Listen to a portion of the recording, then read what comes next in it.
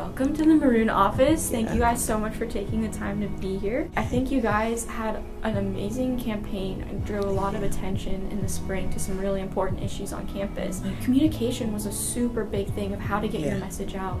How did you guys approach communication and experience like how to use social media and respond to criticisms throughout the campaign? I would say communication is was a big thing when we were running, and then is a big thing for us now. Part of our communication was really wanting to represent ourselves and who we really are. We don't want to get lost and sort of, I don't know, become squares just because we're running for SG. Hence a lot of pink, a lot of flowers. I'd say the start.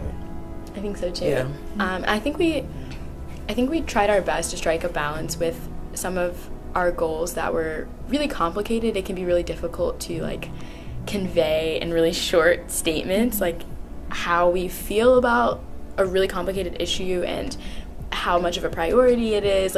There's so many different things to consider when we had what I think was really exciting about our platform is that these were really detailed initiatives that we spent a lot of time crafting. And so I think sometimes it was challenging, if someone asks you and they're like, I have to run to class real quick, but what is your opinion about ECPD? And you're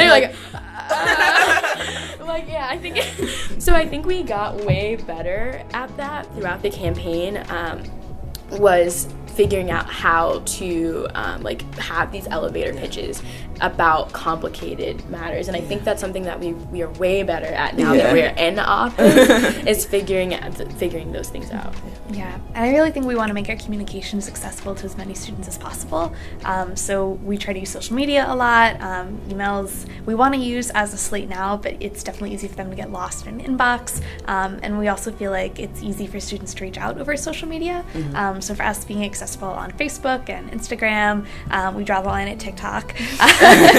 But all other social media, we want students to be able to feel like they know us, that we're not some inaccessible entity, that we're people that they can just reach out and talk to, send a message to, and get a response from us because we want them to feel heard. And sorry, I'll say one more thing. I think our goal has been to go to people instead of expecting people to come to us. I think that's been an issue student government has had. And I have, you hold a big town, what do you call it? A town hall, expecting lots of people to come, but people are busy and student government's not on the top of their list. So we've got this listening tour that we're really excited about, where we're gonna have RSOs sign up for us to come to them for 10 minutes. We'll bring snacks and so our communication is we're already doing lots of tabling that is really unprecedented. So we're really trying to make communication one of our top priorities. That's awesome. Really new techniques too, which I think definitely going to RSOs and things like that is going to get people to listen because they kind of have to at that point. Yeah, so I think, like you're saying, we focus on change. You're changing some things in very great directions. What kinds of things are already implemented in student government that you're looking to keep or improve upon? Definitely the airport shuttles. We really love the idea that students have that access to free transportation when they really need it. So that's a program we really think is important to keep on campus and keep running. The emergency fund. Two emergency funders here. Alumni. Alumni. Yeah, it's been despite all the craziness that happened last spring, it has helped so many students, and that's very important for us to keep and maintain. Yeah, I think we were really inspired and excited by a lot of the free tampon and pads initiatives that have been really difficult to start, that student government has been a part of. So we're hoping to expand on that, which we're starting a health and wellness committee, which is going to do a lot of things around menstrual cups, which should be easier for us to give out en masse and a lot more sustainable than constantly trying to figure out tampons and pads every couple of weeks, even though we are excited to also try and continue that program too. Definitely. And I think we're excited to build upon committees that have already been in existence and doing really cool work on campus, like SAP and the Sustainability Committee, and hopefully bring in more students to that and support them to continue doing even I don't know, greater work. Yeah, and going off what we were saying about working with student health and things like that with the new health and wellness center, what kinds of things are you looking forward to with the improvements that the university is making? Are you guys having communications with the resources that are being offered? That's so funny. We actually have a Yeah. meeting today with the Like, new in a head couple of of student hours. counseling services. Yeah, and what we did like earlier this week was put out a link for people to submit any like questions, comments, concerns that they want us to put on the agenda that we're gonna like create and like want to publish, that we'll like use to guide our meeting with like student counseling services, and that's something that we want to like make like regular and like normalize with future meeting with administrators. So. And I think part of our goal with health and wellness resources is just to make them more accessible, make them cheaper, more free. So some ideas that we're hoping to start this year through the Health and Wellness Committee, but through other ways too, with coordinating with the new center. So one thing is that some other schools have started programs where you can rent out free or really cheap crutches and wheelchairs, which would be an awesome program for you, Chicago. Like, I know friends who have like broken a leg, and it's really, really hard to like get crutches. So that's something that we're excited to like work with student health and other places on campus to make that an expectation that the school will support you through those sorts of things.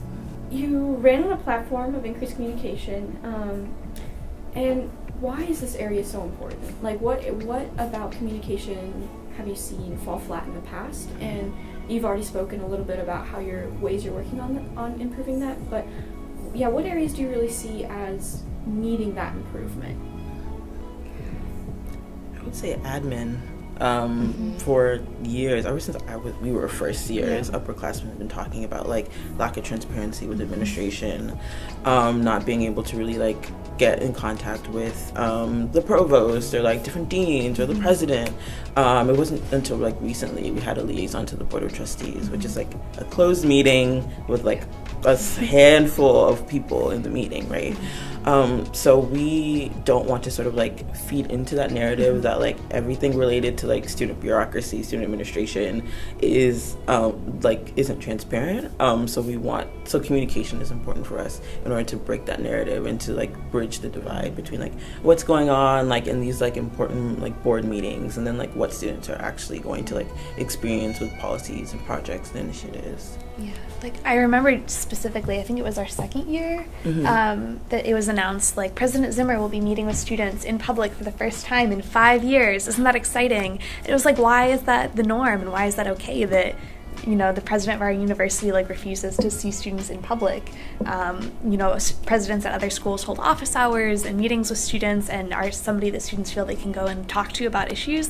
And I think on campus, a lot of times students feel that there's nobody to voice their concerns to and that they're not going to be heard. So a big part of us has been, a big part of our platform is hopefully going to be encouraging administrators to meet more with students and to open up meetings to the public. But even if we can't do that, I think, as we mentioned previously, part of our goal and our campaign promise is to publish public meetings from our meetings with the administrators so that even if folks aren't allowed inside to see what's happening or to meet with those people in person, they still know what's going on and what's being said behind closed doors. Yeah, and I even think like on a basic level, we're trying our best like to sort of make student government and to make being in like this really powerful position something where we can speak freely and say things that haven't been said before. Like I think Brittany said this earlier, like part of the reason our campaign and sometimes was like super controversial was because we, the three of us are not known for being like small-minded or we are super imaginative. We have ideas that are really original, that are sometimes really taboo, and I think being in this position, we want to use this position to say things and to be really straightforward and honest about what the reality is, and so like we have our first meeting with administrators today, and we're hoping that this like sets the tone for the year, which is like we say like people are frustrated with student counseling services, us included. Like you are responsible to us, and I think saying those sorts of things, like communicating that that honestly and that bluntly is really new, and so I think we are trying to take that responsibility seriously and to make sure that just because we are now in this position doesn't mean that we have to feel like we can't be honest about what the truth is.